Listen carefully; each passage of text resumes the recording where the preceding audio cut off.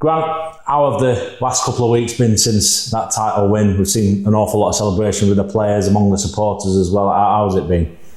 It's been amazing. The whole journey really this season has been brilliant to be a part of. The togetherness of this group, of this football club, now has been taken to a new level. And obviously that stems from right at the top of the football club with Terry and Gavin. Filtered into myself and the staff and the players and the fans. So the last couple of weeks have been outstanding. Obviously the promotion here, to win promotion here against Bradford, to win the league against Notts County, and the celebrations that have followed. As you can tell, my throat's a little bit frosty, but it's been all worth it, and celebrating with the fans two weekends in a row. And then bringing all the staff, all the players to Ibiza for 3 days, and continuing the celebrations was outstanding. And I think I hear the players talk about it all the time, and I echo their words that it's such a close knit group, and that's from everyone included. And I think it's a testament to how we've sort of navigated ourselves through the season. Came really strong the last 13, 14, 15 games. And as I always say, a season is 46 games, no less. And we've managed to get to the summit and win the division. We'll talk about what might be to come and people to come in at some point. But I imagine keeping that togetherness and that theme, that'll be a big part of what you're looking at this summer as well, because that's driven you so much, that close-knit nature of the squad. Yeah, absolutely. I think we've got the nucleus of, practically nearly everyone hopefully on board with us again next season, that had a huge spell this, and been involved in what we've done this season and probably the season before. Obviously there's always difficult conversations to have with some of the younger players that we feel that have had a really beneficial year with their loans. So that that was difficult, but we want to try and keep the nucleus of this group together and then add to it. We've highlighted areas that we need to go and recruit in. We're hoping maybe 6-7 new players to come in to make us even more competitive and stronger next season. And those conversations are happening already. I think anyone knows me, I don't like to wait. I like to get into the targets very, very quickly. I met a player this morning, conversation went well. I'm hoping it progresses a little bit more today and we could have some news on that maybe before the end of this week, we'll see. But not only that, we've got offers in at football clubs to show our interest that we mean business really. And I know it's a difficult time now, people's on holiday and there's playoffs and people don't really want to commit, but what was really beneficial for us last season was having the squad ready to go in pre-season. I think it's always difficult as a player to come into a group when you're a group's 3 or 4, 5 weeks into pre-season, because you're playing catch up a little bit in terms of what our plan is. Everybody's plans are different, but we have made a real conscious decision to make sure that we try and get our group together pre-season. Just jumping back to that release group, all young pros, real opportunity for them now to go and take on what they've learned here and this experiences you mentioned with the loans this year and really kick on with their futures. Yeah, absolutely. I mean, a lot of those boys that sort of were inherited, and that's not a bad thing. They're young players that obviously have high potential. But unfortunately, where we are at this football club, we haven't got that in-between group at this moment in time. I know we're working on that behind the scenes with Terry and Gavin. But it's difficult because if you're not involved in the first team, then the next port of call is to get them out to play football. And we've done that, and that's a credit to Lee Glover, James Coppinger, Cliffy, Kyle, the goalkeepers, that their contacts have given those young boys a lot of games this year and the season before really at men's football. And they're all ready to go and, create a career for themselves now. And I think we've put them in a really good position, because you can see up and down the country sometimes kids at 21 level haven't had the experience, and they get to 21, 22, they get released with early men's football. These lads have got a lot of games under their belt, so I'm hoping that will hold them in good stead. Us as a football club will help them to to try and get themselves into another football club and go and progress, because we owe that to them as well. Where are we at then with the ones that are coming to the end of the contract this summer, but you've indicated that you want them to stay? Yeah, it's very clear. We've offered new contracts out to Bobby Faulkner, who we feel has got like a high ceiling. Had a really good loan at Buxton. Again, Bobby's is going to be reporting back for pre-season with us. Hopefully, if he agrees the new contract, and again, we'll see how he goes in pre-season. And do we keep Bobby in and around us? Do we loan him out to a better, higher division, get him more experience? We'll see. That's a decision we need to make. Billy Sharp, Ian Lawler, and Tom Anderson. We've obviously offered new contracts too. We'd like a decision. The contracts we sent them over yesterday to those boys. We'd like a decision by no later than Monday of next week. We give them a bit of time to mull over it and come back to us, but we'd love the three of them to stay with us, because they're huge in our changing room. Massive characters, all had massive part to play this season, and we'd love the three of them to stay. So again, we're just waiting for those three. Joe Holloway, we offered a new contract to, in fact a very good contract too, but Joe came to me just before the season finished to tell me that he would like to find a new club. Feels like he needs a fresh challenge, and disappointing, because I'd love to keep him. The football club have been brilliant in terms of the offer they sent Joe. I think everybody connected to the club would love to keep Joe, but at the end of the day, it's his decision, and we wish him well. But for us, we'll have to go and recruit in that position now, which we're well ahead of the game in, and that's football. Unfortunately, you can't get everything you want, and sometimes players take a different track. Happened to us a little bit last year, if you seem to remember. So that's what's happening with Joe, but we thank him for everything he's done, because him as a person, him as a character, how he performed this season has been outstanding, and he's a lovely lad. Wish him nothing but success, but for us, we need to try and move on now and bring our a new centre back in to compete with what we already have. I want to say you'll have already had plans in contingency anyway, whatever happened with Joseph and targets that you've been looking at for a while. Yeah, absolutely. I mean, once one window shuts, i.e. January, we get onto the summer window, and we have different lists for League 2, League 1. It's great to be looking at the League 1 list. That lads we think we can come in and help us push where we want to be next season, really, and make us competitive and try and push us to the top end of League 1. That's what we're aiming for, and that's conversations that I had with Terry and Gavin over the last week or two, that we will have that sort of incentive to see if we can go again, for sure, because yes, it's great that we're promoted, yes, it's great we won the league. It's not so great when you win to League 1 and you're scratching around trying to win games. We haven't got that. We've got a winning mentality in our change room that wants to do better and wants to push again, and we owe it to them to recruit players to help them.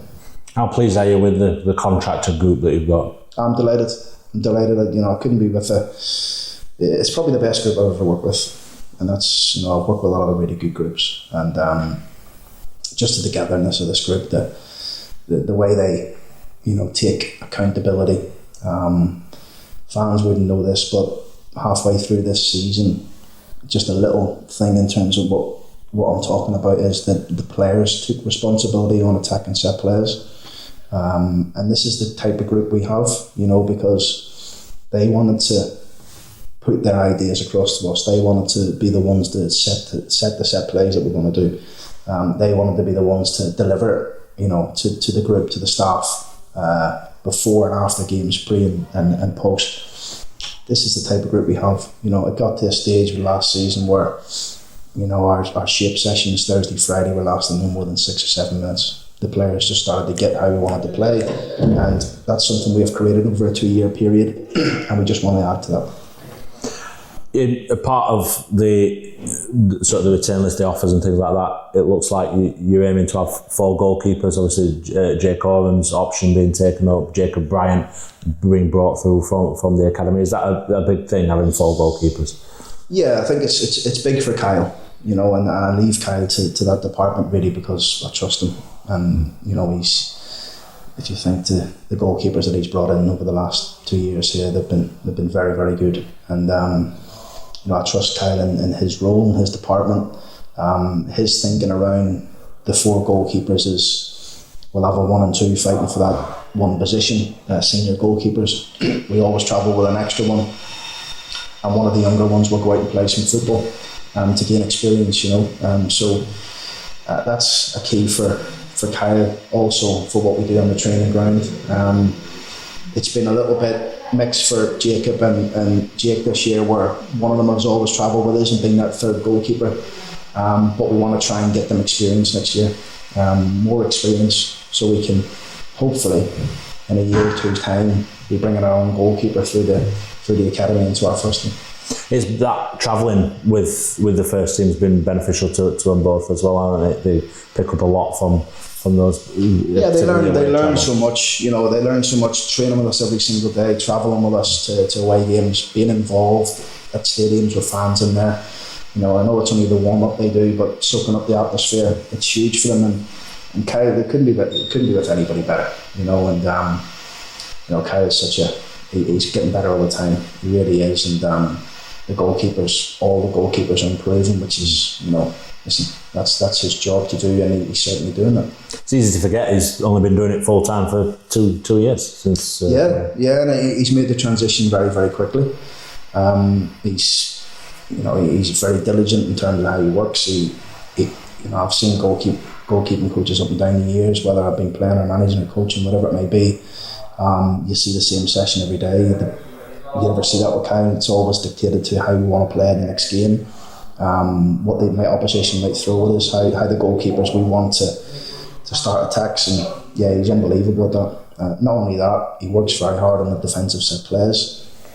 You know, I give him the trust in terms of our organisation, our setup, as well as the players, and I think we're one of the best teams. And we set our stall out at the start of the year. Kyle set a stall out to the team to say, if we can be in the top 2-3 in the division in terms of goals conceded from set players, we will get promoted, and we were.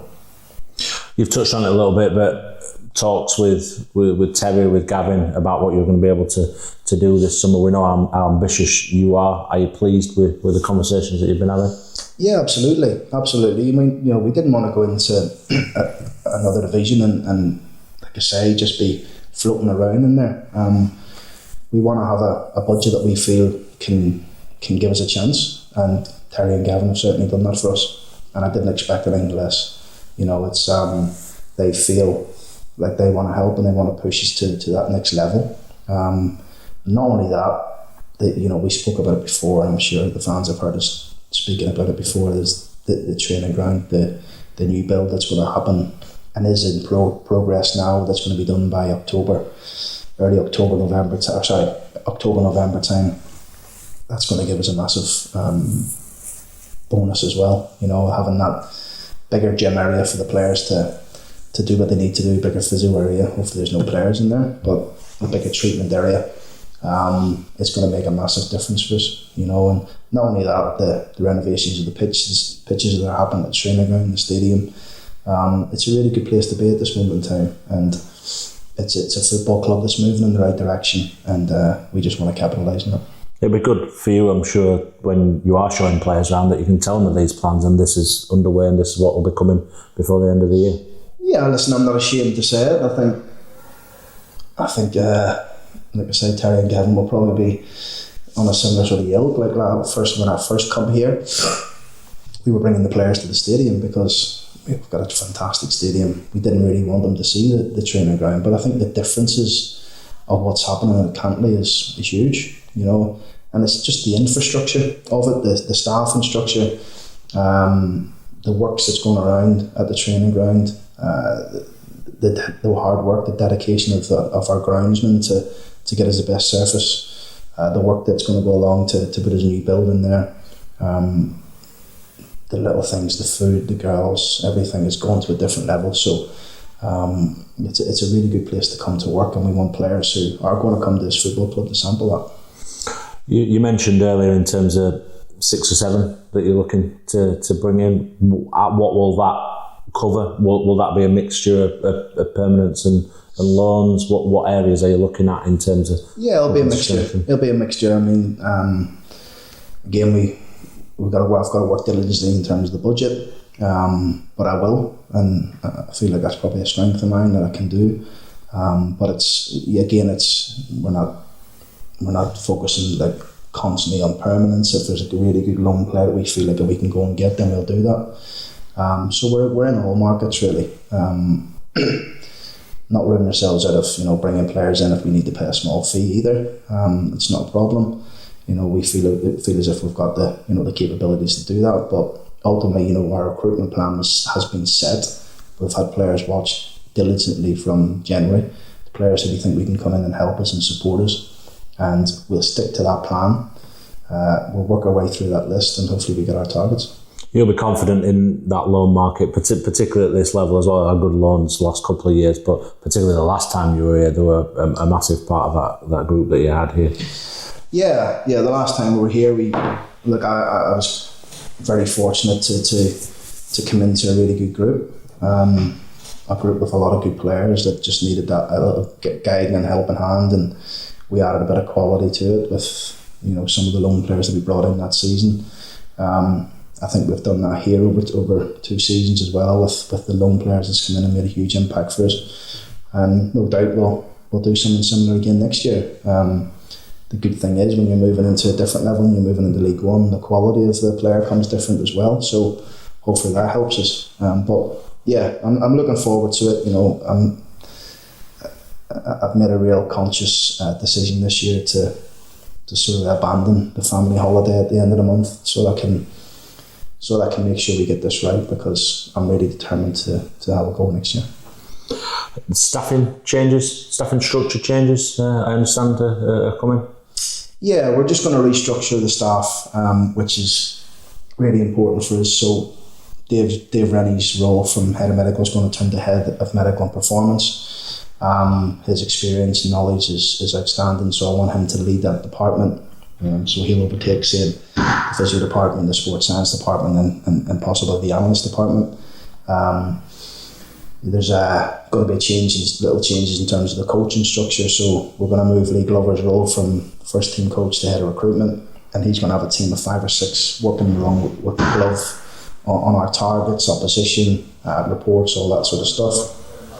Cops will move from his role at head of recruitment into a first team coach, because I think I've mentioned to you before that he's improving all the time in his coaching, and I think the more time he gets on the pitch, the better he's getting. So that's going to be a real key role for us in terms of those changes. And also the club have given me and our staff the opportunity to go and bring another first team coach in, which we will do, to again just make us stronger and give the players as much time they need to learn and develop. That's a big thing in terms of looking to kick on, in it, adding to your staff. Yeah, and just getting better all the time. Like we just don't want to stand still. We want to improve every department of the football club, and that's what we're trying to do. What's the plans then for pre-season?